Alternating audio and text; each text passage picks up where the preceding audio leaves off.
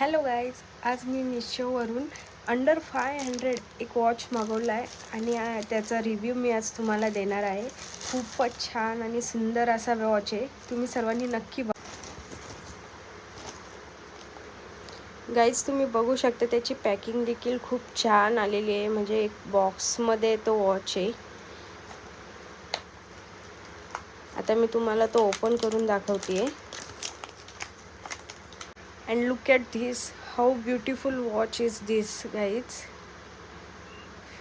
The stones, the kundan work, all is fabulous guys.